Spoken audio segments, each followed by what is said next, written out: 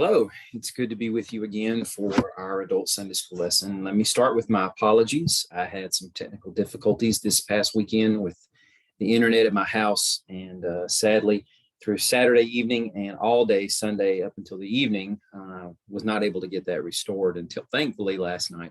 My wife and I were able to work that out. And so here I am on a Monday, a day late, more than $1 short, trying to get this out to you. But kudos to Steve and or Josiah Pollock, whoever is going to be assisting me in posting this to YouTube, because I know Steve is going to be out of town with the youth and youth camp and whatnot. So when this finally arrives, and for the few or perhaps paltry dozen of you who might make time out of your, or take time out of your schedule to watch this, I do appreciate that. And again, I apologize for my tardiness. So here we are, 1 Samuel 11, and we're going to read the entirety of the chapter, which is only 15 verses. I want to warn you up front, we're going to kind of talk around the text today. And part of the reason for that is we only have one more Sunday to spend concentrated on the story arc of Saul, but narratively speaking, there is a lot more material that we won't really get the chance to focus on. And of course, one of the shortcomings of doing such a brief kind of flyover, looking at the highlights of a person's story arc when it's as dynamic as a person like Saul, then there are quite a few things that we perhaps might miss out on and don't quite understand about how the story is flowing and why exactly these things happen as they do, and God's statements in regards to Saul that are made, that perhaps for some of us have been not only eye-catching, but maybe even a little confusing, as goes, why does the Lord seem to be so harsh on Saul when David does things that we would easily admit are more egregious than what Saul does? And yet seemingly the Lord, while David does not escape punitive measures, the Lord does indeed judge him, his house. But unlike some other unscrupulous characters like Eli and his sons, who were decimated in battle and in the conquest of the Philistines, or Saul, who granted limped on through a kingship for 40 years until eventually takes his own life on the slopes of Mount Gilboa when the Philistines are assaulting yet again, and he winds up succumbing to the impending victory that God is giving the Philistines over the Israelites. He doesn't judge Saul by taking the kingship from him in his, well, I should say at the beginning of his tenure as king, at the time when shortly after his coronation, within a matter of months, Samuel the prophet, who anointed him and told him that the Lord had chosen him to be king, is now also the same person who was telling him that God is going to take the kingship from him, strip him and his family of the kingdom, and give it to someone else who is after God's own heart, right? We may wonder at those things and ask, why is it exactly that it seems that David gets a bit more favoritism in story than Saul does? But I think if we appreciate the context clues that the author of the story is passing down to us, that his original readers would have been much more adept at picking up on, and so would subsequent generations of Jews, then I think we can appreciate the story in its deep levels of complexity than perhaps we ever have before, and appreciate the fact that Saul is not simply a placeholder to get to David, nor is Saul an example that God intends to make in the story by showing everybody, hey, this is the kind of king that you want. This is what you epitomize as king, like the nations around you. And so I'll give you what you want. I'll give you this kind of king that you think would be the stellar combatant commander that would lead the troops of a standing army against these terrible enemies that have harassed you for centuries now, most notably the Philistines, and the longest run of captivity that they've had in the era of the judges. But I'll show you why this is not the ideal king, because he's going to fail. And I'm purposefully going to make him fail, or anything like that, so that ultimately we can get to David, who is the better Messiah-like king. You may not have looked at the story quite like that before, but it seems like oftentimes that's the portrayal that we are either given or the things that we assume in the story. And so I want to talk around the text today, illustrating the fact that there is much left to be said about Saul. We have one more week to focus on him, but we're going to be looking at the context of chapters 13 and 15, which sum up the two moments in which Saul was given the opportunity to solidify his kingdom if he walked obediently with the Lord. And the big focus next week that we'll be highlighting is just the concept of wisdom and that biblical theme and how that played into Saul's decision making. So anyway, more to say on this as we actually unpack the text. All right, so starting with verse 1, Nahash the Ammonite came up and laid siege to Jabesh Gilead. All the men of Jabesh said to him, make a treaty with us and we will serve you. Nahash the Ammonite replied, I'll make one with you on this condition, that I gouge out everyone's right eye and humiliate all Israel. Don't do anything to us for 7 days, the elders of Jabesh said, and let us send messengers throughout the territory of Israel. If no one saves us, we will surrender to you. When the messengers came to Gibeah, Saul's hometown, and told the terms to the people, all the people wept aloud. Just then Saul was coming in from the field behind his oxen. So contextually, what we have gotten in the story that was perhaps left out between last week's readings and this week's readings is the fact that Saul ultimately is coronated 3 times as king, privately in his anointing by Samuel, and then publicly in front of the people when everybody is gathered together, or at least the elders and significant representatives of the people, as goes just the portionality of the tribes and various clans within the tribes. And then, like a Khan in the story of Joshua, everybody, tribe, and then clan, and then family-wise, is marched in front of the entire assembly at the beck and call of Samuel. Maybe the high priest is involved in this. And ultimately, presumably by the show of the Urim and Thummim, that we have Saul being isolated out from everybody else as the one that the Lord has chosen as king. And so then the people that claim him as king, they seemingly unanimously say, long live the king. But we know from the way that this story that we're about to read and finish here develops, there are obviously those detractors who do not want Saul, the son of Kish the Benjamite, reigning over them. And then after the context of this story is concluded, as goes the battle sequence, then we have another coronation. Granted, it might not have had a lot of pomp and circumstance rolled out in it, but at least the people go back to Gilgal and they, quote, renew, end quote, the kingship. And they officially recognize Saul now as king after this resounding victory that the Lord gives him.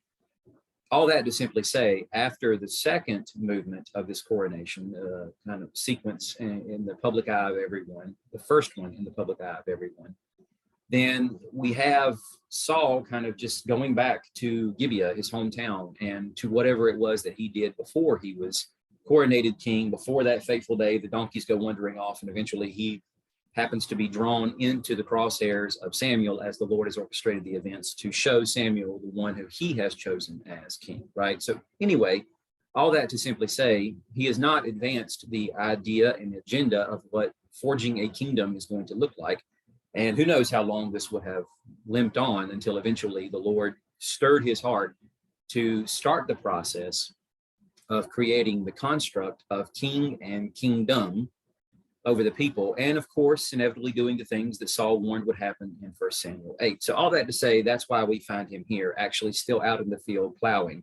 There's not been enough time to, of course, build a palace, to form any sort of administrative structure in which we have palace administrators or any of the things that other kings around would have necessarily had, but he's not even busy about trying to do that.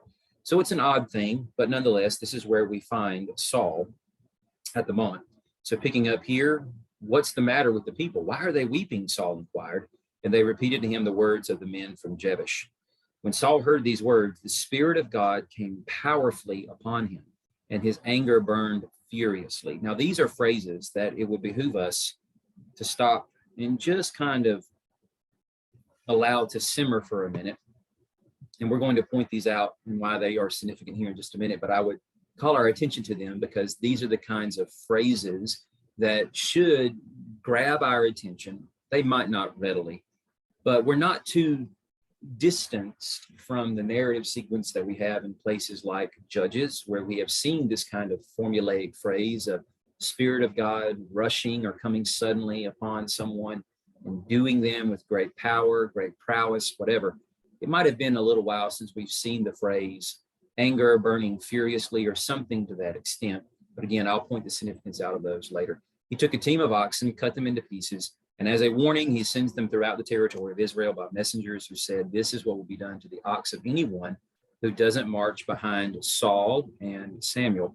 It's interesting that here Saul would attach himself to Samuel and say that they have become something of a duo that are now going to lead the people out in victory. We've never had anything like this, in which we have a king and a prophet working in tandem with each other, leading the people of God in military conquest or a military feat against oppressive enemies or anything, really. We've kind of had winks or hints at this along the way when you have Moses as prophet, Aaron as high priest, and both of them kind of working together to do certain things. And certainly as the mantle passes on to Joshua, and then from Aaron to Eleazar, and then eventually Phinehas, we have a prophet in Joshua, because he is indeed a prophet, perhaps not in the way that we think of guys like Samuel or Elijah, but he is referred to as a prophet.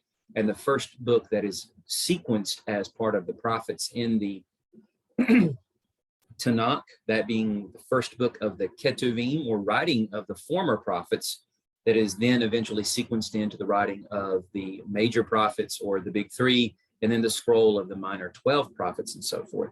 But Joshua is, by Jewish tradition, accorded as a prophet.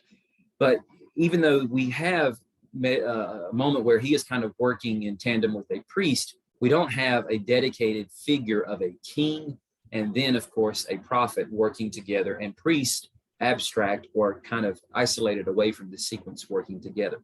So it's unique that this has come up to the horizon for us, but it has significance to it. We'll get to that in a minute. As a result, the terror of the Lord fell on the people, and they went out united. Saul counted them at Bezek, and there were 300,000 Israelites, 30,000 men from Judah. And he told the messengers who had come out, tell this to the men of Jabesh Gilead, deliverance will be yours tomorrow by the time the sun is hot. So the messengers told the men of Jabesh, and they rejoiced. Then the men of Jabesh said to Nahash, tomorrow we will come out, and you can do whatever you want to us. The next day, Saul organized the troops into 3 divisions. During the morning watch, they invaded the Ammonite camp and slaughtered them until the heat of the day. There were survivors, but they were so scattered that no 2 of them were left together. Afterward, the people came to Samuel, and they said, who said to Saul that he should not reign over us? Give us those men so we can kill them. But Saul ordered, no one will be executed this day, for today the Lord has provided deliverance in Israel. Then Samuel said to the people, come, let's go to Gilgal so we can renew the kingship there. So all the people went to Gilgal, and there in the Lord's presence they made Saul king. There they sacrificed fellowship offerings in the Lord's presence, and Saul and all the men of Israel rejoiced greatly. Join me for a moment of prayer. Lord Jesus, we ask you for your insight into these words, Lord, what it would mean to us if we could have had the experience and opportunity that your disciples had in listening to you around campfire settings and open public spaces, those moments that you expounded upon the truth of these stories. If you took the opportunity to do that with them, what we would give to have that now, Lord. But instead, you have chosen for the time being that has intervened between your ascension and your leaving of us until the day that you return, for those who you gift through your Spirit to teach, and of course the opportunity for us to just be able to share openly what you give us insight-wise into your word. And we are appreciative of that, but we recognize how limited that is and how flawed that is coming through someone like me.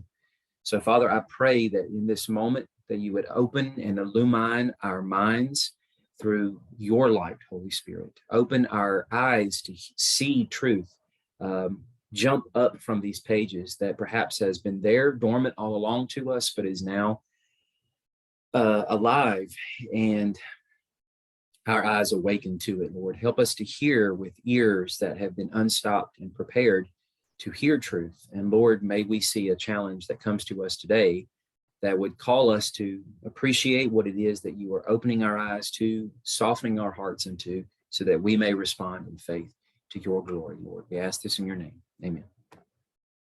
So I'm really just challenging us to try to see Saul as the author of Samuel sees Saul. So again, we have this text here, 1 Samuel 11, that we've read, and we are going to touch on it at various points as we work through this.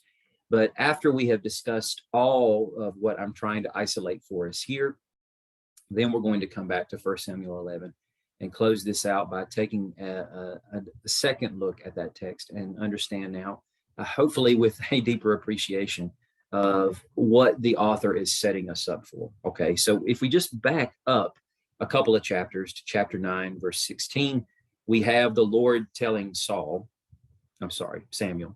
at this time tomorrow, I will send you a man from the land of Benjamin, and you are to anoint him ruler over my people Israel. He will save them from the Philistines, because I have seen the affliction of my people, for their cry has come to me. Now, this is important in saving them from the Philistines, because the Lord has seen the affliction of his people. Their cry has come to him. And that's important because we have seen that sequence before, and we should understand almost immediately what the significance of that is. But before we get to that, I want to draw our attention first to the word that is given to us in the text when the Lord tells Samuel, you will anoint him ruler over my people. As we conclude that chapter and move on into chapter 10, now Saul has met Samuel, and Samuel has explained to him that the Lord has indeed chosen him out of everyone else available to him in Israel to be ruler over his people. And he is understanding the shock value of what it is he's saying, and the fact that Saul has responded by saying, look, I'm from the smallest tribe, and even the smallest, most insignificant clan of the smallest tribe in Israel. Why would you say such a thing to me, that the desire of Israel is pointed or focused, concentrated in me or on me? And so then Samuel reiterates the fact in verse 1 of chapter 10 by taking the flask of oil, pouring it on his head, kissing him, and saying, hasn't the Lord appointed you ruler over his inheritance? But the word that is given to us might signify king in our thinking as we read this. Well, what else would you call a ruler at this given time? Such things as presidents and prime ministers obviously didn't exist. And naturally, the story has been setting us up for the anticipation of a king all the way back in Hannah's words in her victory psalm of 1 Samuel chapter 2, after Eli grants her petition, or at least in the sense that he says the Lord will look favorably upon her and the Lord will grant her petition. But in the immediate context, we've just had this moment where the king or the people demand a king from Samuel, and Samuel tells the people this isn't right. He inquires of the Lord, but the Lord even gives his quote blessing, end quote, in the sense that he is approving this request and ordering Samuel to give the people what it is that they want. So we are anticipating a king, but the word here in Hebrew is not the same word that is given to us as king. Instead, the word here, nagid, means commander, or another word that could be given here is prince. And the understanding by use of this term in most contexts is that this particular person who is considered to be a nagid would be someone who is going to inherit a role from someone else, like the heir apparent to the king and the one who is being positioned as his follow-on successor. And that's important because, considering the fact that Samuel uses the phrase over his inheritance, we understand that the Lord is king. And from 1 Samuel 8, this is exactly what Samuel is telling the people after the Lord has spoken to him, in that you have rejected the Lord who is your king. So if the Lord is king over the people, but he is allowing them to now have a physical representation, not manifestation, representation of God's kingship and his sovereign rule over them in the personage of a king, to establish this person, he is propositioning him first as, or I should say, positioning him first as a prince, the heir apparent to God's inheritance that he is going to allow him to inherit so that he may rule over. In other words, the way that a king would bequeath his kingdom to his heir apparent after him and maybe even for a time name that heir apparent as a co-regent or a co or partner king, is what we are about to see the Lord do for Saul. Now, obviously, Saul is going to be appointed as king, but for any king that the Lord allows to rule and reign, that kingship is contingent upon how that king accords the understanding of his relationship with the Lord and his responsibilities as the vassal king, or, perhaps a more crude phrase could be a puppet king. But a puppet king in most sense is basically nothing more than a figurehead, because the real power and authority is vested in the person who rules as emperor, or the suzerain, the actual sovereign king. And the power and authority that this king may have as the puppet is really nothing, because any of that could be stripped away. Now, you might say, well, that is in every way, shape, and form representative of what the human representative of God's kingship rule over the people is to be understood as. Yes, that's true, but the Lord actually gives a lot more leeway than a puppet king in the strictly human sense would have, if you're considering the idea of an empire broken up into smaller provinces, and those provinces being ruled over by kings in the proper sense that they wear a crown and they may pass their title on to their sons after them. But of course, all that power is really just for show, because the true power rests in the human emperor, who could depose them on a whim and may choose to do so, obviously, as the human or the historical record may show for various kingdoms. All that to simply say, we should understand at this point that Saul is a prince. But when we get to the end of chapter 15 that we just read, after this moment of victory, and the people have now concluded that, yes, indeed, Saul is the one that the Lord has chosen, and he has proven this charismatically by the Spirit of the Lord coming upon Saul in such a way that he leads them in this decisive victory against the Philistines. However, they would have appreciated that. The people want to reaffirm the fact that he is indeed king. And when they make him king, the word that is given to us there is Melech. It doesn't appear that way in the Hebrew that you see here on the screen for you, but what you should appreciate is the fact that the 3-letter root word is there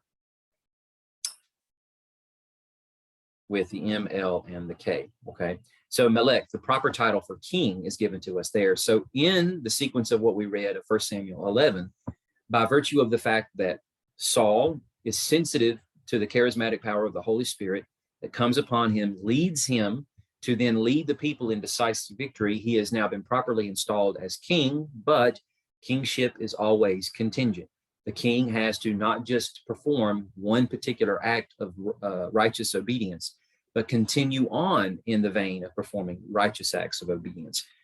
But what we need to do now is take a big step back and appreciate how this sequence has developed from everything that's come before it. Kingship is not foreign to the concept of the biblical authors, starting with Moses, who writes for us in the opening account of Genesis, in the very prologue of Genesis and the Bible together, that man was ordained or coordinated to be king. When God said, let us make man in our image, in our light, according to our likeness, and they will rule.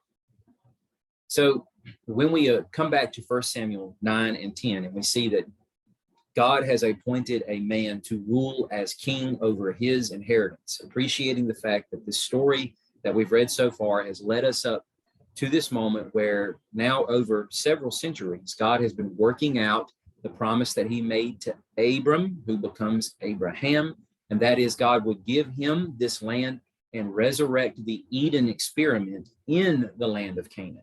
That ultimately the world will be filled with the wisdom and knowledge of God, and his glory would permeate the cosmos from this very platform that was originally Eden, now is the new Eden in the land of Canaan that has now been dubbed as Israel, as God has settled his people there. And in settling the people there, it's the same sequence of Genesis 2, God putting the man in the garden to accomplish the purpose of ruling and subduing that was given to him in Genesis 1. The people have supposed to have been doing that these last almost 4 centuries, from the time of Joshua through the judges up until Saul. It's stalled out at just about every turn in the road. Hopefully, in this next sequence, what we'll see is the people getting this thing going with the proper momentum behind it, and following the king that the Lord has established, that may fulfill the very words of Hannah in 1 Samuel 2, verse 10, that the Lord will give power to his king and he will elevate or exalt the horn of his salvation through this king who was supposed to bring judgment to the nations termed as the earth, as the Lord is going to judge the earth, but he is going to use the tool and the person of his king, his anointed one or Messiah, to do that. Saul has the potential here to be that one, to fulfill the role of the Adam figure from Genesis 1, the Noah figure that carries that legacy forward all the way down through Abraham, Moses, and now, granted, we know it's going to go to David, but before we get to David, we have to understand why it goes to David, because Saul has the opportunity, the total full privilege available to him, and he has the right resources made available to him to potentially fulfill that role if he does the right thing. Genesis 3:15. So granted, some things have changed between Genesis 1 and Genesis 3 because the image bearers that were coronated and ordained as king, queen, priests have rebelled against the Lord, and they're about to be exiled from the garden. But before that happens, the Lord has given a promise that the offspring of the woman will deliver the death-wielding blow to the head of the serpent.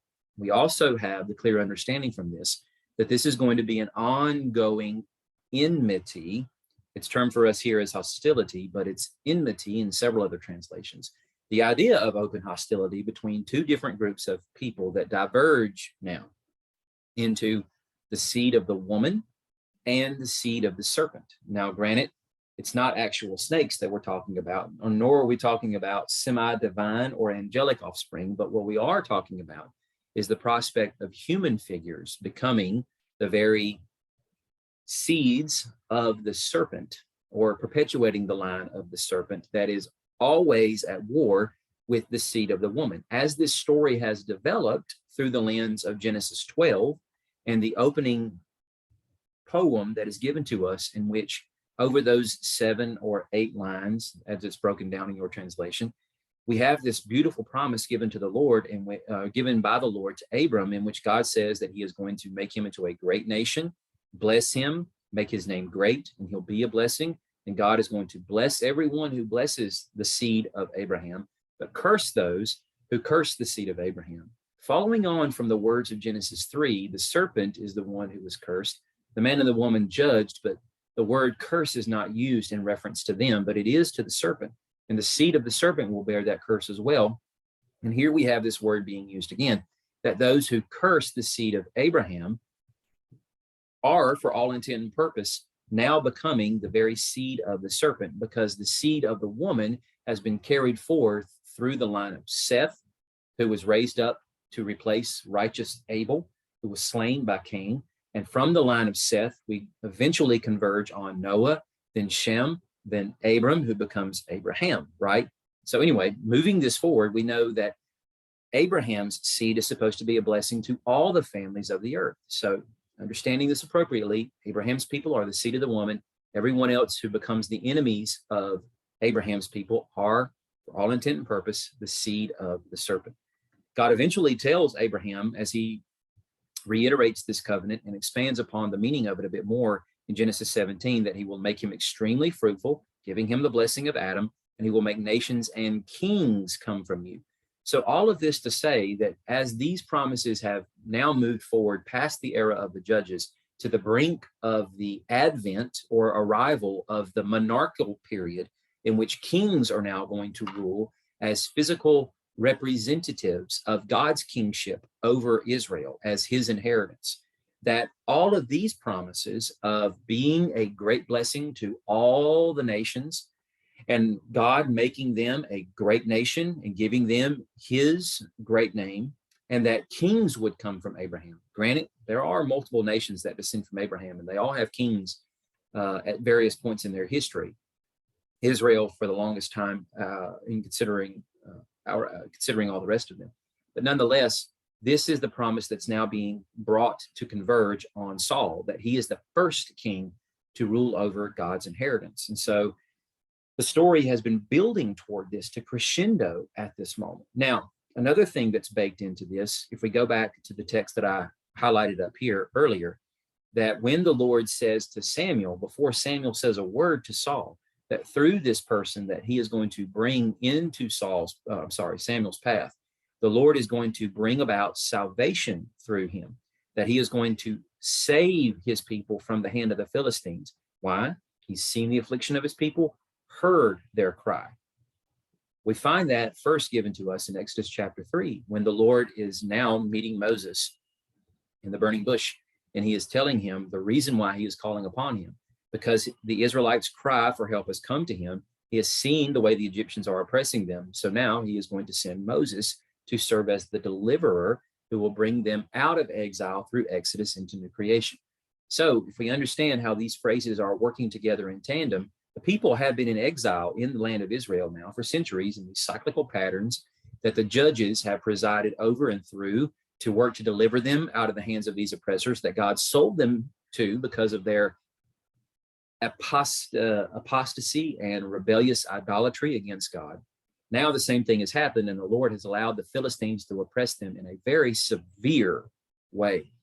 Bart did a great job of pointing this out yesterday by highlighting the fact that many of the metalsmith workers, metallurgists and whatnot, were not allowed to work their craft and trade in Israel without direct supervision by the Philistines. And we should understand too from the context, there are Philistine garrisons interspersed all throughout the lowland and highland countries or hill country of Israel at this time. And so they have,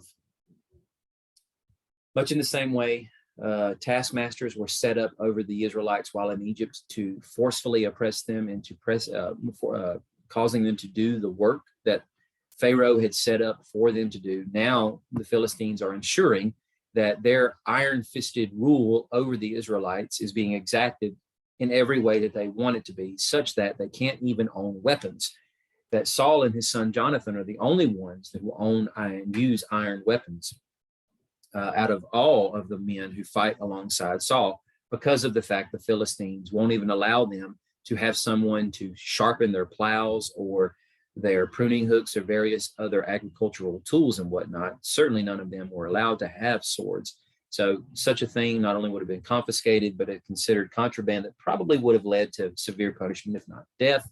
And on top of that, these people probably had to smuggle those in over time during the time of Saul's reign as king, and ultimately David's as well, until David brings the ultimate measure of salvation from the Philistines. All that to simply say, if we understand the way that God is describing Saul to Samuel here, that Saul is not only going to be a new Adam figure by reigning as king over the Lord's inheritance in the new provincial Eden, the sacred space that God has carved out for his people, that he has placed there, delivering them out of Egypt, but he's also going to be a new Moses figure, right? So then, going on to 1 Samuel 11, from what we read today, Saul heard these words, and the Spirit of God came powerfully on him when he's told about the ultimatum that Nahash gives to the people of Jabesh Gilead.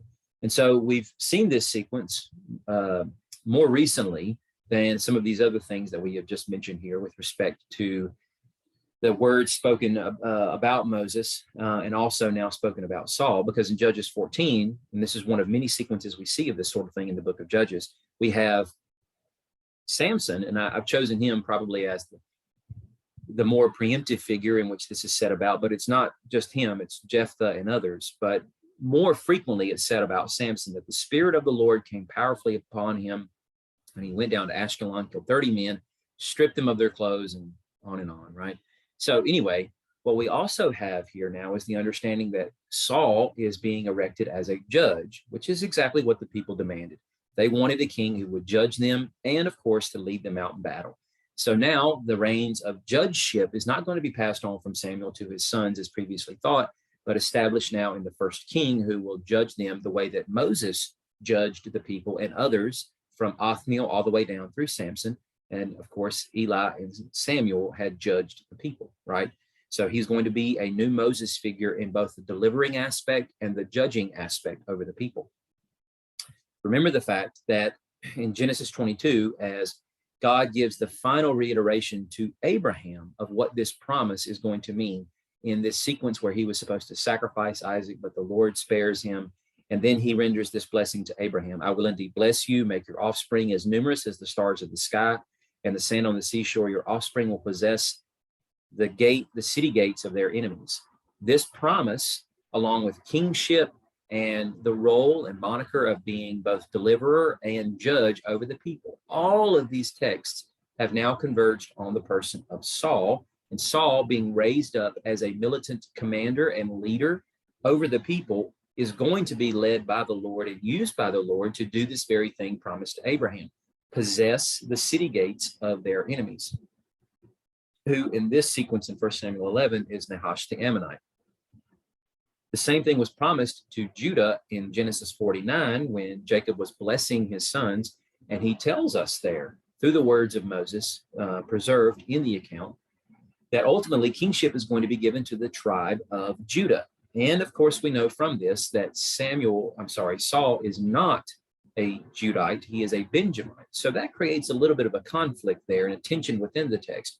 But that aside, what we know will come through the line of kings is the Lord is going to allow them the chance to possess their enemies in such a way that here it's given to us in this picture of them grasping the nape of the neck of their enemies as if they are dragging them up to the moment of their being executed, which is a sequence that we see happen throughout the book of Joshua and at other points during the conquests of David and so forth.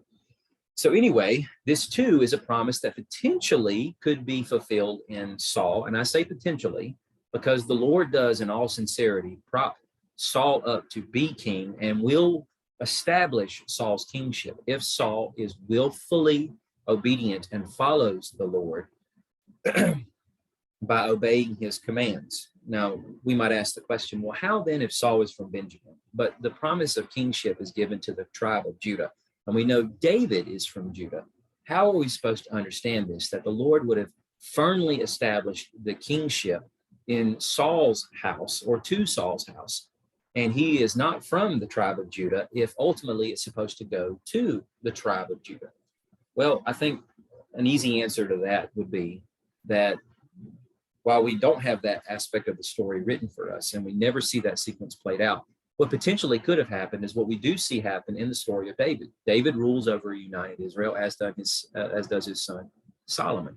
But Solomon's son will not rule over a united Israel because it's during his time the Lord exacts his vengeance that he wanted to bring to Solomon during Solomon's lifetime, but spares him and instead gives it to Rehoboam and fractures the kingdom, taking the kingship of a united Israel away from the house of David. God could have easily done it to the house and lineage of Saul as well. If Saul had walked faithfully before the Lord, but one of his sons or a grandson or something to that effect had, as we see with the story of the kings of Judah and Israel, failed to walk in the light of the wisdom and counsel of the Lord, that God could have easily stripped the kingship away from the tribe of Benjamin and then eventually brought it to the tribe of Judah. Anyway, all this to say, the author of Samuel is seeing Saul as a new Adam, a new Moses figure in whom all of the promises of kingship and judgeship, deliverance, and various other things have all now converged onto this key figure of Saul.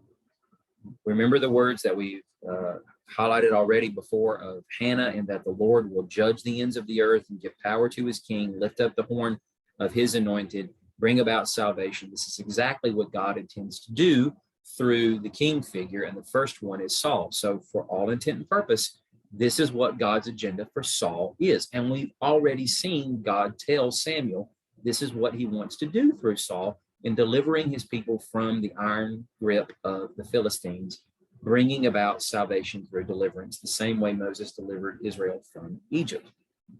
All right. Now, on top of that, though, one thing that we need to clearly understand here is that Samuel has been confirmed as a prophet. This is important for various reasons. I'm about to bring that about here in just a second. But before I do that, let me just skip briefly over to 1 Samuel 5, when in that sequence, the Ark of the Covenant is lost to Israel, and it is captured by the Philistines. They take it to the shrine of their god Dagon. And what happens there is that, of course, in two separate movements, we have Dagon lying prostrate at one point before the ark of God. And once the statue is repositioned the way it's supposed to be, the next day, the statue has fallen over and the head and the hands of Dagon have come off the statue.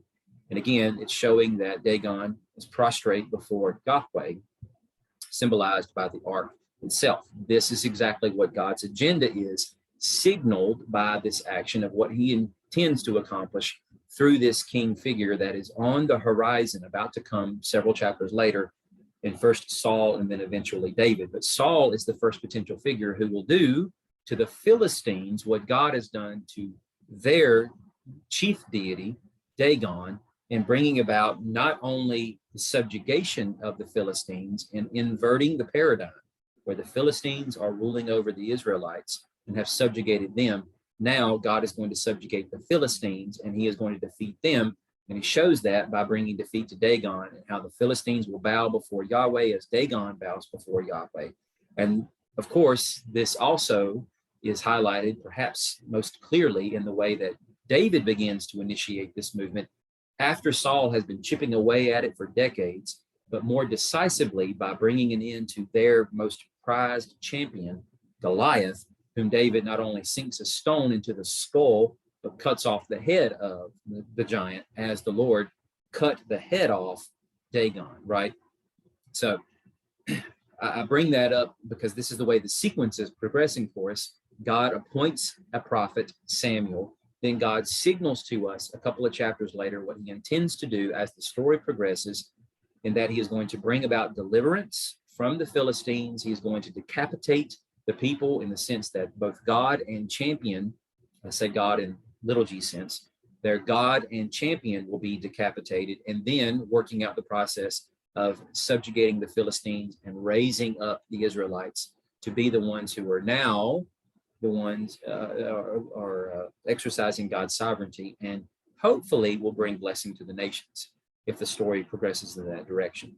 That's important because as we see the sequence of the story develop further, now we have this prophet figure, Samuel, who has led the people as judge, and a king-like figure for quite some time, who is now going to be stepping back into the shadows and transitioning the rulership of the people over to the first king that God allowed him to anoint. But from the first Samuel 11 text we read earlier, that we see here clearly in Saul's mind up front, it's a team effort between Saul and Samuel. It's not just going to be the one now, it's going to be both of them. And why is that important? Because when we consider what God tells the people through Samuel after this victory that God gives them over the Ammonites, signaling what he is going to do through Saul to the Philistines. This was a trial run with the Ammonites. The Philistines are the real objective that the Lord is going to bring victory over. But now Samuel is giving his Moses-like farewell address to the people, and he reminds them, the way Moses did in Deuteronomy, to the people of Israel, to not forget the Lord, be mindful to obey him, listen to him, do not depart from his words, all those things. Now Samuel is doing the same thing to both the people and the king. For the first time in Israel, the king who is now called to hear and listen to the words of the Lord. He says, if you fear the Lord, worship and obey him. Notice here we have this word, which is a simple word to just in a blasé way kind of move on by very quickly, but this is of paramount importance. Obey him. And if you don't rebel against the Lord's command, then both you and the king who reigns over you will follow the Lord your God. However, if you disobey the Lord and rebel against his command, the Lord's hand will be against you and against your ancestors. So at least 4 words used here to speak of the Lord's word and their response to it here, that being obey or disobey, and again, command used twice. Now, it's important for us to look at a text that might not so easily stand out to us, but is of grave importance if we're going to understand why it's important for us to see the tandem pairing of the prophet and the king here together.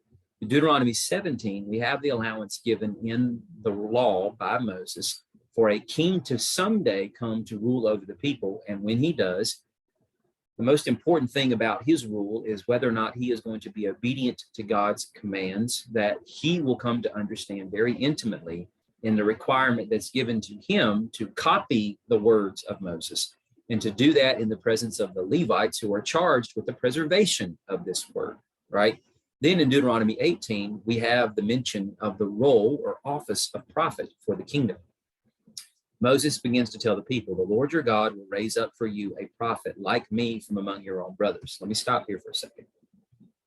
This, of course, points to Jesus. There's no doubt about that fact, and I do not want to diminish that fact. But I would also say, when we read this and we have programmed our minds to just jump immediately to Jesus, and we forget the fact that there is a long-standing legacy of prophets between Moses and Jesus, then we are undercutting the significance of this in the Old Testament story and its development as it moves forward, okay?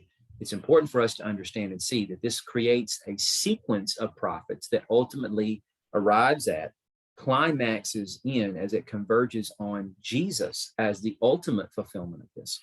So I'm not saying there are multiple fulfillments of this. What I am saying, though, is that this is rolling forward to the ultimate fulfillment of Jesus, with several people stepping into a somewhat diminished manifestation of this role, diminished in the sense that many of these prophets, as it is said here in Deuteronomy, that no prophet who arose after Moses exercised this role the way Moses did, or spoke to the Lord face to face as Moses did, exercised signs and wonders in the way that Moses did. And of course, there's a little bit of a caveat with respect to Elisha and whatnot, but that aside, no prophet like Moses had arisen through the rest of all of those prophets.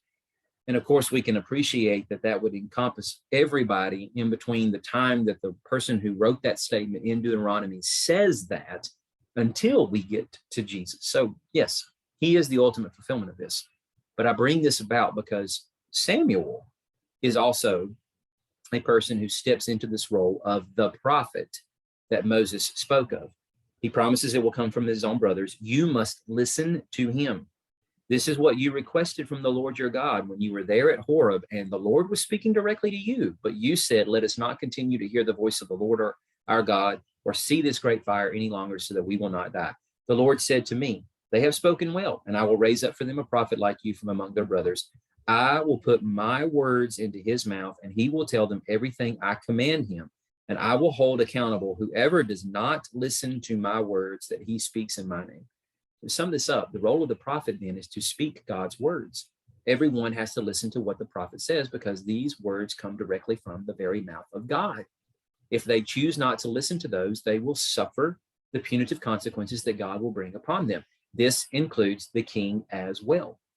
So we have had instructive words given to Saul from Samuel, who gives him a step-by-step format of what's going to happen over the next ensuing hours and days after Saul leaves his presence. The people he's going to meet coming down from a high place, who are going to give him honorary offerings of bread and wine, and then he is to accompany them to a certain place, and from there the Spirit's going to come upon him. He is going to start prophesying, and then from there he is to go about the business that God has ordained for him to do, until such a time that Samuel will meet up with Saul again at Gilgal, and there a sacrifice will be offered, and he is to wait for Samuel to arrive to do that. And we haven't gotten to that point yet. So between everything that happens up front with these people that he is going to meet after his anointing by Samuel to become king, and then eventually the next meeting in which he will meet up with him at Gilgal. And there is another meeting in between, because Samuel will be there with Saul when the people go forth and conquer the Ammonites, and then come back to Gilgal, reaffirm the kingship.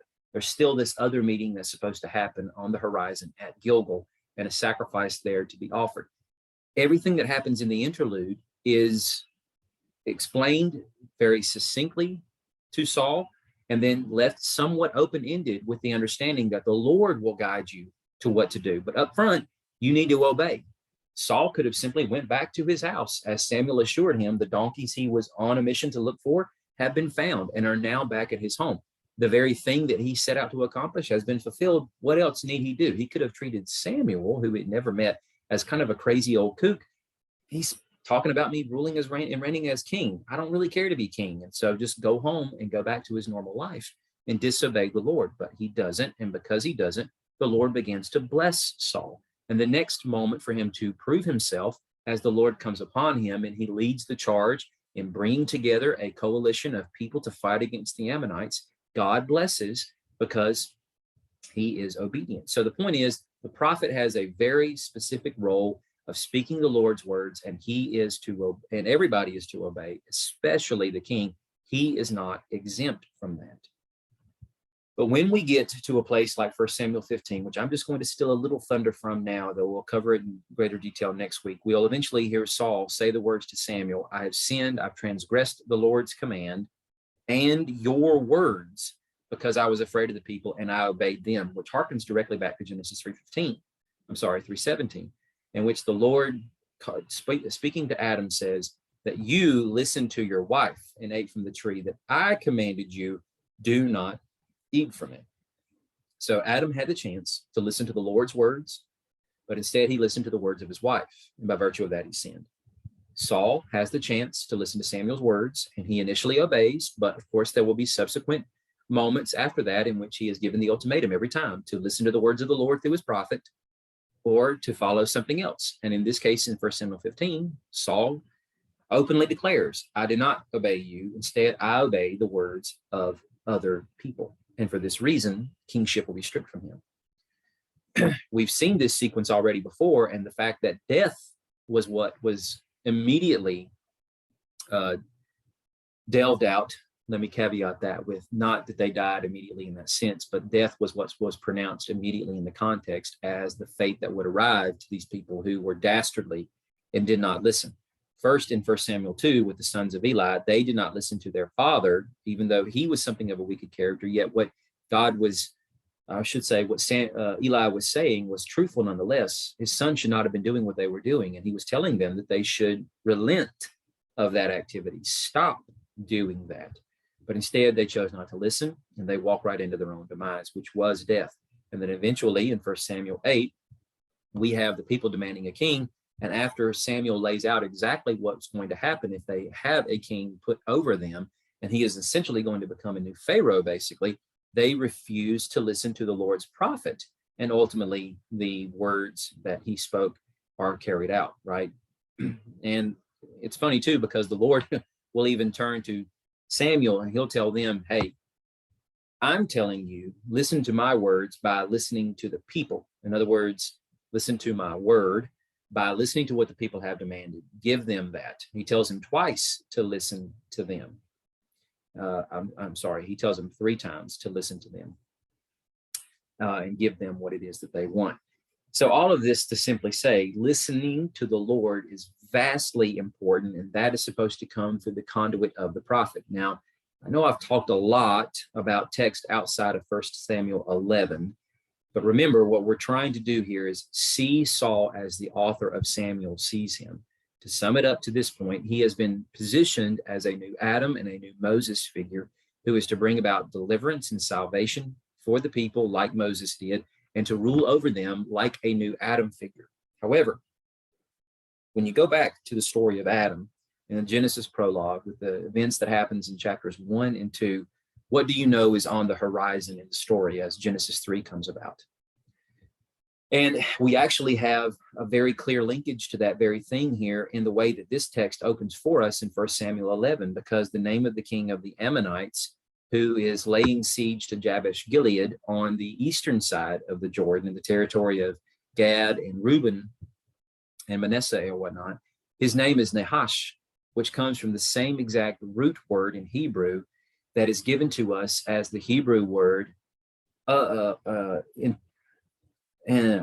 Hebrew word that describes to us the figure who is the next main character isolated in the Genesis prologue, and that of chapter 3. When we open that sequence and we are told, now the serpent was more cunning or wiser than any other beast of the field.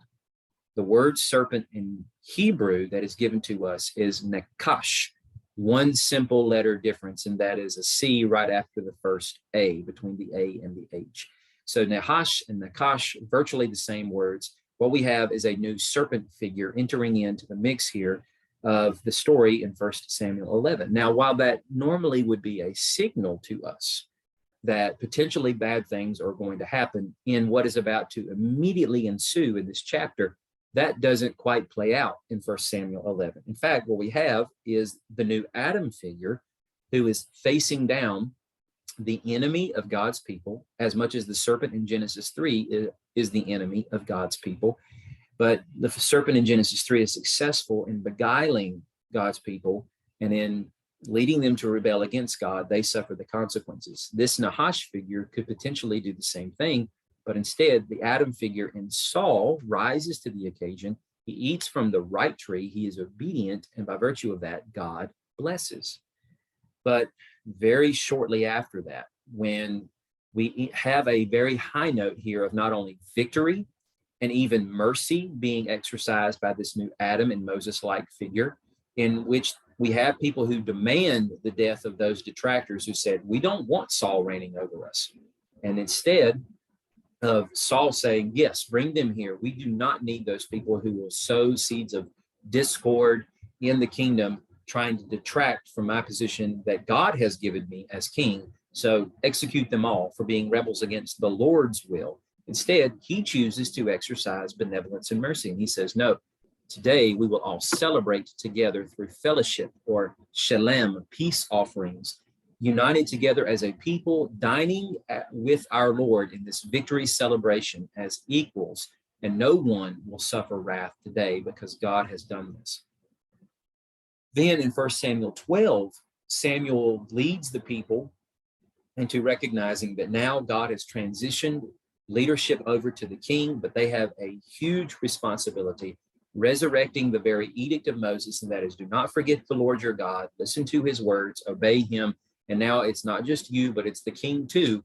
And the very promises that Moses gave are still in play, that if you walk faithfully, God will bless you. If you don't, then king or no king, God will extinguish you from this land. And then after we end the high note, we start to descend off into the valley phase of this, in which now we see the serpent at play, working to try to destroy God's people from within. And then eventually we see this new Adam-like figure trip up in the same way that the original Adam-like figure does. But we're going to see this portrayed a little bit differently. First, in the vein of Saul being like a new Cain figure. The reason why I bring this up is because back to what I said originally in Genesis chapter 3, what we have in Genesis 3:15 is not only the notable promise of a Messiah who will deliver the crushing blow to the head of the serpent, but the divergent path of two different people groups, the seed of the woman and the seed of the serpent. And what sadly has been the legacy of the story up until this point is that oftentimes the seed of the serpent in the personage of people, or the agency of people, often winds up being born from the seed of the woman, quite literally, not only physical birth, but also in the fact that they are once a part of the group that is considered the seed of the woman, but choose instead the way of the seed of the serpent. And what I mean by that is immediately once we get over into Genesis chapter 4, after the story of the first two image bearers, we have the case of two brothers and the perpetuation of this very divergent pathway that I'm talking about. Before I get to that, let me read from 1 Samuel 13. Samuel says to Saul, once Saul admits to the fact that he did exactly what he was told not to do, or I should say it was implied very strongly he should not do. He's not supposed to offer the sacrifice. Samuel is supposed to do that. And when Samuel arrives and he sees what's going on and asks what it is that Saul has done, he replies with, you've been foolish. You've not kept the command of the Lord your God. Instead, at this time, the Lord would have permanently established your reign over Israel.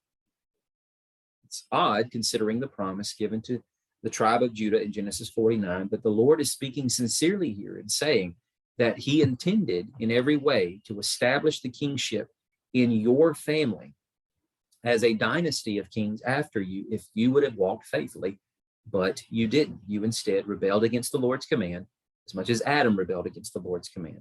Now your reign will not endure, and the Lord has found a man after his own heart He's appointed him as ruler over his people because you have not done what the Lord has commanded. Now, Genesis chapter 4, we have two boys, and they come up in age to the time in which they could offer for themselves, and presumably this is the first sacrifice that they have made. And they do.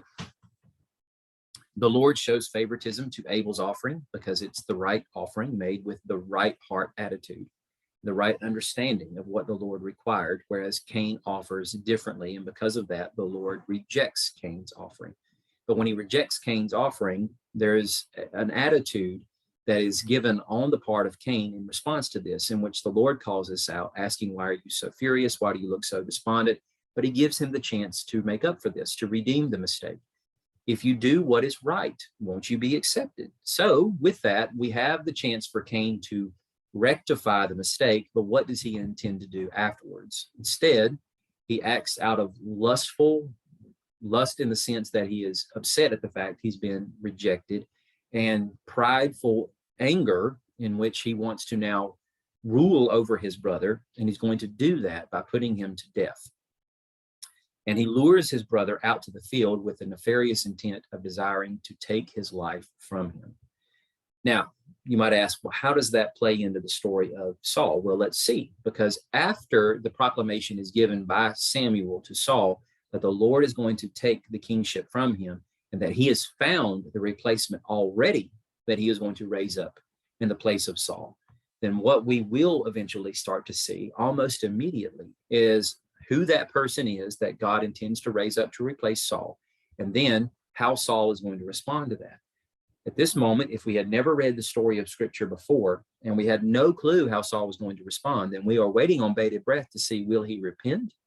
Will he, with broken and contrite heart, continue to follow the Lord, not begging him to change his mind necessarily, but with the right heart attitude, recognizing his sinful rebellion, pursue the Lord and try to be the best king that he can be until such a time that the Lord chooses to depose him. And then maybe the Lord may change his mind and allow him to continue to rule as king, or not, and just accept the fact that he has not proven himself worthy.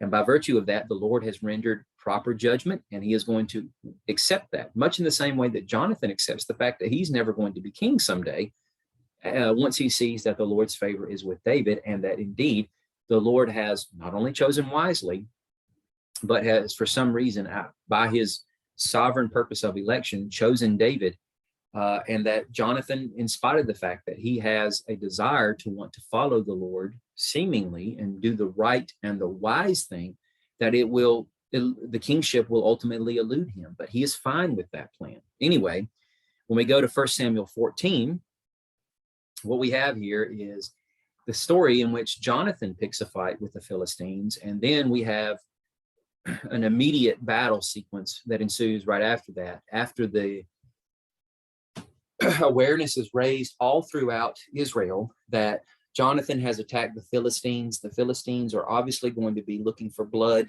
in payment for what he has done. And Saul rushes to the aid of Jonathan, and the coalition forces of Saul's 2,000 men and Jonathan's 1,000 men combined together are going to attack the Philistines and pursue them. And God begins to bring deliverance. He is continuing on in rescuing systematically and methodically the Israelites from the hands of the Philistines.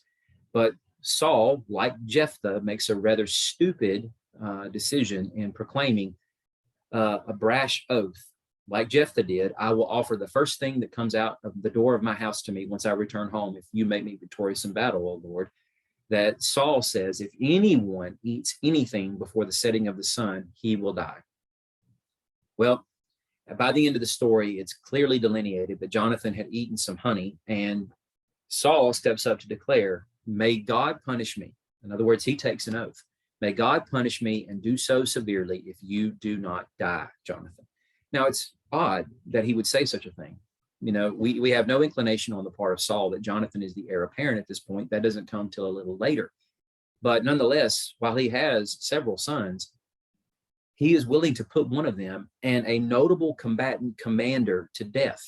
Now, you might ask the question, why is that? Is it just because of the silliness of Saul's way of thinking at this point, that perhaps that God would be satisfied or perhaps pleased even with the idea that he would kill someone because he made the decision to declare that no one should eat until God finalizes this victory, which probably will happen over the course of the day.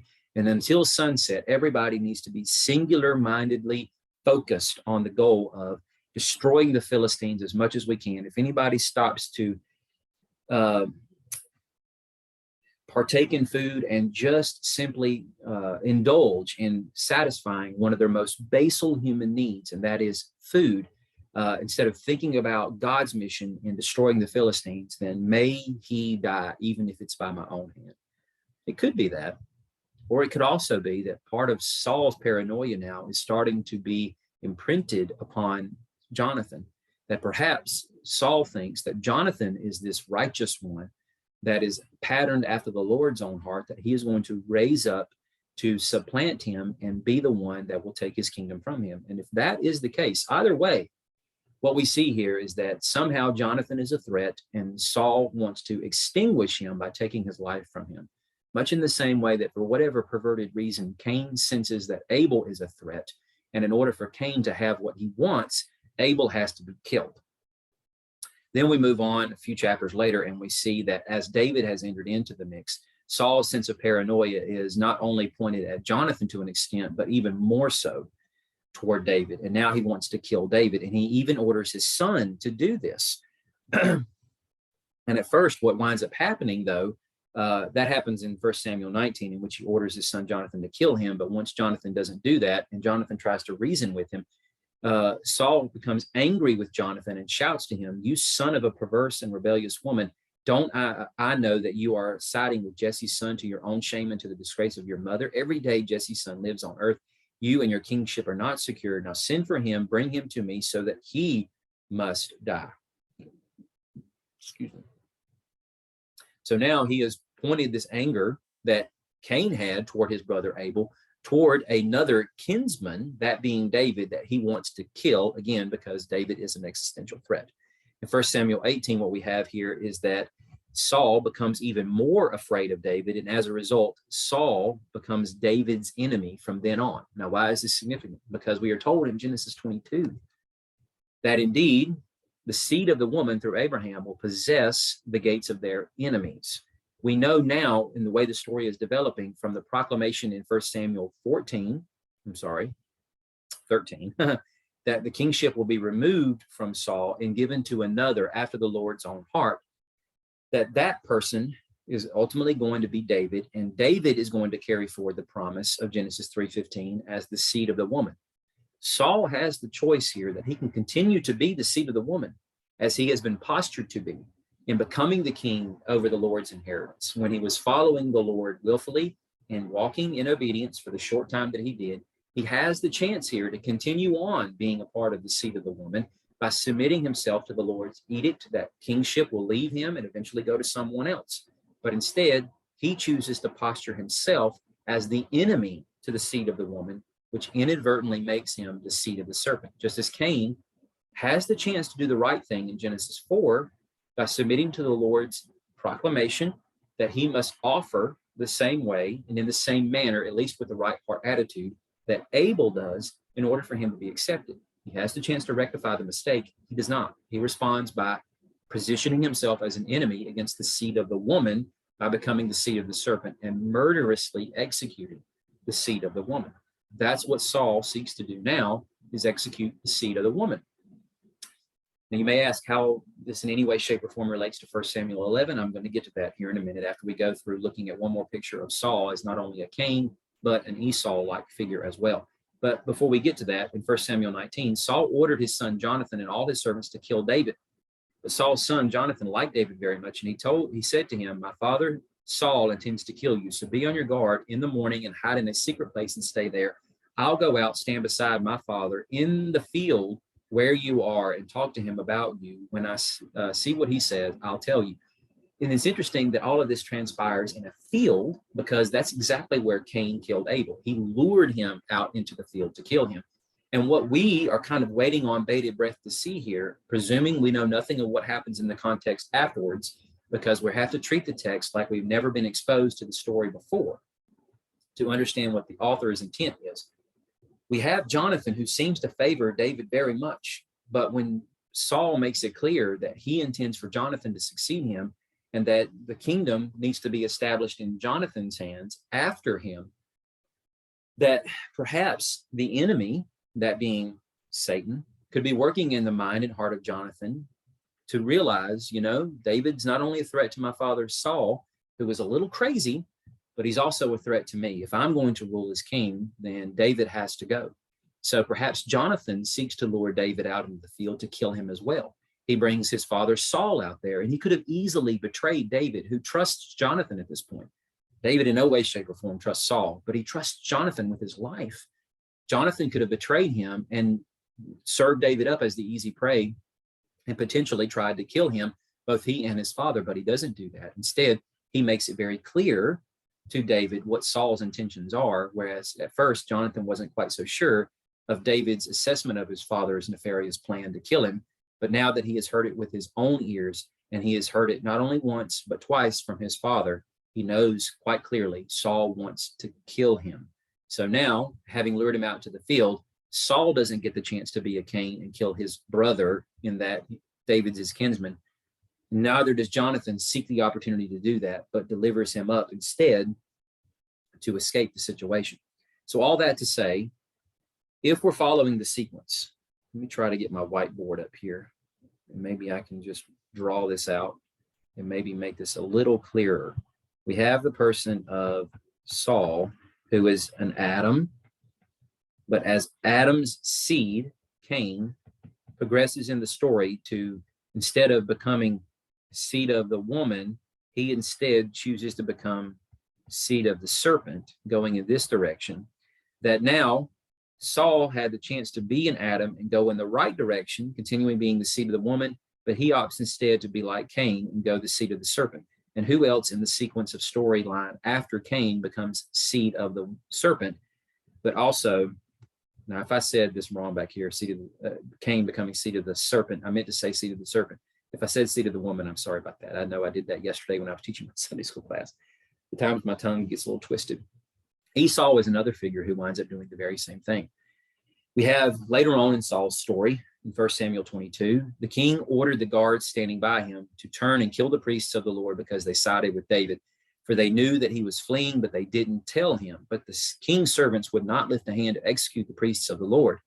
So what's happened here is that David has finally decided he can't stick around in Israel any longer because Saul's crazy. And if he does, that Saul is hell-bent on attempting to try to kill him. So what he does is he flees to the local city of Nob, where there is a priestly family, Ahimelech being the priest that he speaks with, and of course, several other kinsmen that live in and around the area, who decide to help David by giving both he and his men the bread from the table of the presence, or the bread of the presence, as it's often referred to several times in scripture, to eat, and then send them on their way with the sword that David had collected from Goliath's corpse.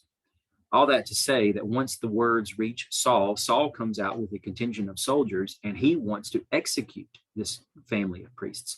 But his own Israelite soldiers won't do that. But now a man who was standing there witnessing the events of what happened between Ahimelech and David has now accompanied Saul. And in going with Saul, he has not only borne witness to Saul of what has happened here, but when Saul realizes that his own men will not exact his measure of vengeance against these priests, he then turns to Doeg, the Edomite, and he tells him to execute the priests. And not only does he execute the priests who were standing there in front of Saul at that moment, but he goes into the village and he kills upwards of over 80 people, both men and women, and their livestock as well, exacting Saul's vengeance upon them, basically treating them as if they were a Jericho. Now, why is this important as it relates to Esau? Because Esau is the progenitor of the Edomites. And we know that because in Genesis 36, we are told at several points in the development of this story of Esau, on up until we get to eventually Doeg, that Esau is the very person from which the territory and kingdom of Edom comes from. and they live in the mountains of Seir, right? And so Doeg, being an Edomite, is a near relative to the Israelites, but a direct descendant of Esau. Now, considering the fact that every time Doeg is mentioned in the text, he's always referred to as an Edomite, as if it's intentional on the part of the author of Samuel to continue to emphasize his own ancestry. Now, if that's the case, then we need to go back to the story of Esau to understand why that might be. Now, we know that Esau, at the time when his brother Jacob had swindled him out of his blessing that Isaac was wanting to give, that he bears a grudge against Jacob, and he vows that after the days of mourning for his father, he is going to kill his brother Jacob. So he has also a murderous intent against Jacob, who is earlier in the story pronounced to be the one who will possess the blessing of Abraham that had been passed on to Isaac, and is now, through the womb of Rebekah, going to be passed on to one of those two sons. And two nations are represented by the two boys that are in Rebekah's womb. And nothing that either boy had done to prove himself, God sovereignly chooses Jacob over Esau in such a way that later on another prophet of Israel's future will wind up saying of this relationship between these two boys and God, that Jacob have I loved, but Esau have I hated. Now, that doesn't mean that God had some sort of vendetta against Esau all of his days, but to say that he loved Jacob, the counterpoint would be hatred toward Esau, in the sense that he did not allow the blessing to be passed on to Esau. But as the story develops, we have no inclination that that message was ever passed from Rebekah to Jacob, that Jacob had, to Isaac, from Rebekah to Isaac, that Isaac had any idea by the time he thought he was on his deathbed and he needed to figure out who is he going to pass the blessing on to. And for him, I guess it just seemed natural and appropriate to pass it on to Esau, the son that he favored, yes, but at the same time, the firstborn, and who would normally inherit such a thing. But as this deceptive ploy ensues, Jacob steals the blessing. And of course, now Esau is deeply offended by that. But nevertheless, Esau has proven himself unworthy at this point by despising his birthright when he sold it for a pot of stew that day out in the field when he was hot, famished, thought he was going to die. And Jacob says, yeah, I'll give you some of my stew if you sell me your birthright. And so ultimately, when Esau agrees, he shows how he despised the birthright, which the birthright itself was not just the material possessions that he would inherit from Isaac, but also the blessing that would come to him from Abraham through his father Isaac. He despised all of it, and he was willing to just give all of that to Jacob. Now, why he gets so upset later on is beyond us. We don't quite understand why his response is the way it is in chapter 27.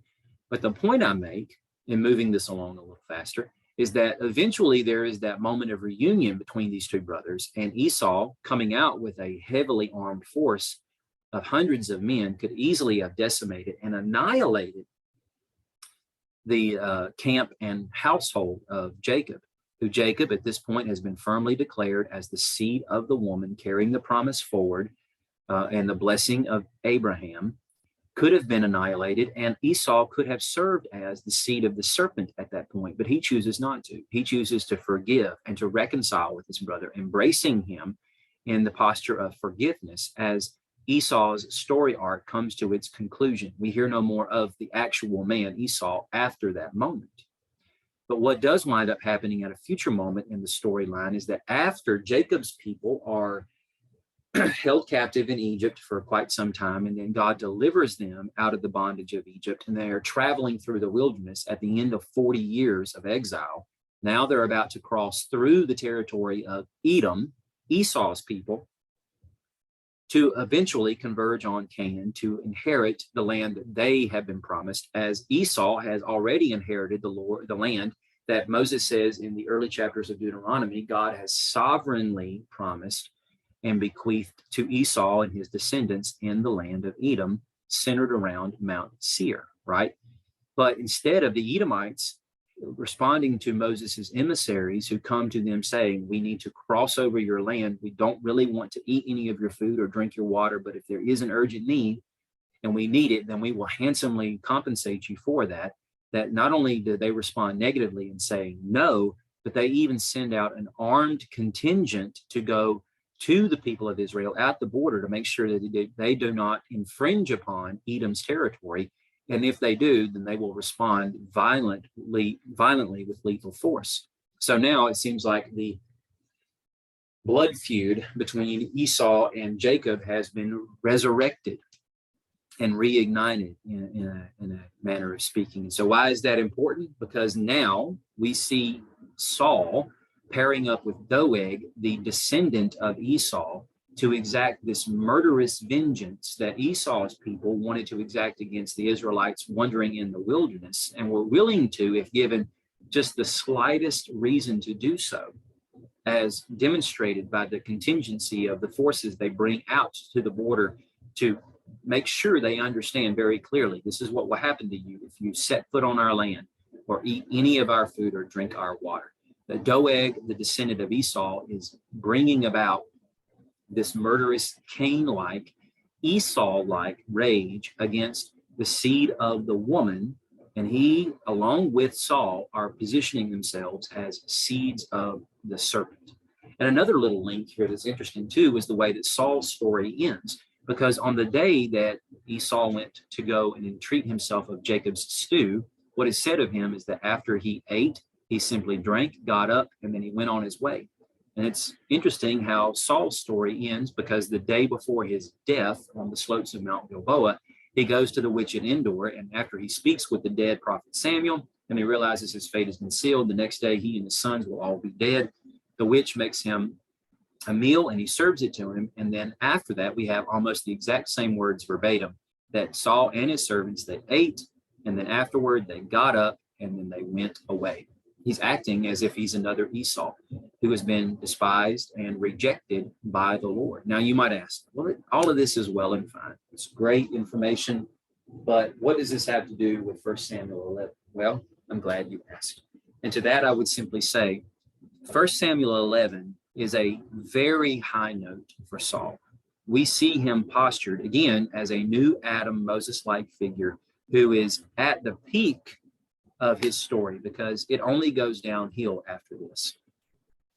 He has the chance. We need to clearly understand that Samuel's words in the subsequent chapters that God would have at this moment firmly established the kingdom in Saul's hands and would have permanently given him the right to kingship, were sincere, in spite of Genesis 49's promise that God indeed would have firmly given the kingdom into his hands. Much in the same way we'll see in future lessons that God promises he would have established a dynasty of kings from Jeroboam the first king to rule over Israel's 10 tribes in what will become the northern kingdom after the southern kingdom is rent from the house of, after the whole kingdom is fractured and those tribes rent from the hands of David's descendant Rehoboam, and only the kingdom of Judah, the tribe of Judah, left to him to rule over.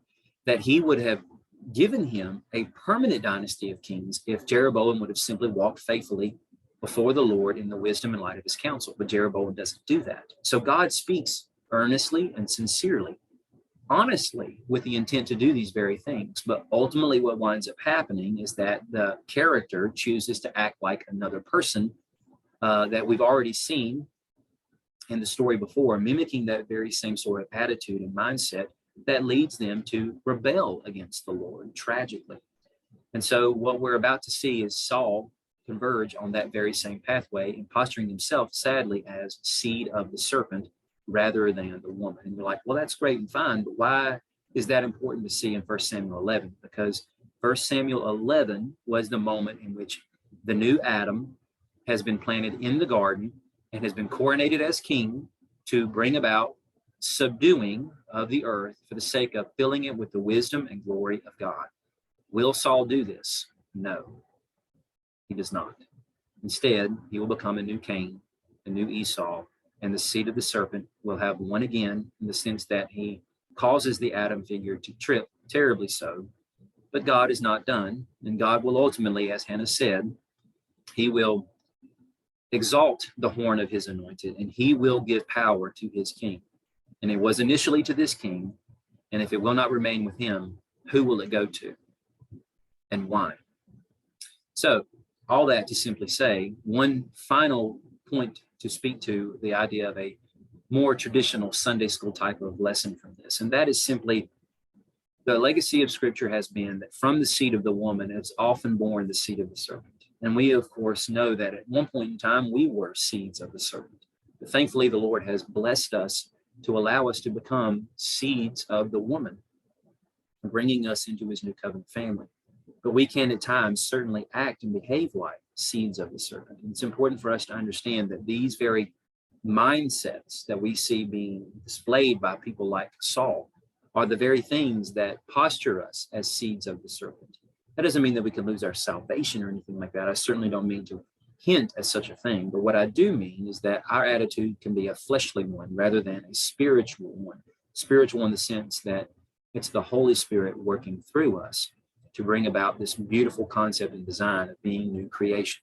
So let us not be seeds of the serpent in mind or heart, but let us always act like seeds of the woman and be the very agents by which God brings salvation, deliverance to other people by pronouncing the good news of the arrival of the kingdom and its king, and sharing the blessing of God, allowing all humanity to become part of his covenant family if they will respond in faith. So thank you for your time. I appreciate you listening. And again, sorry for the fact that this was so terribly late. Lord, we ask that you continue to make these concepts available to our understanding, Lord. Thank you for giving me the privilege to teach. And I pray, Father, that in spite of my fumblings and my meandering through these words, Lord, that it would make sense in the minds and hearts of those who you have led to this place and time to listen. For your glory's sake. This we ask in your name.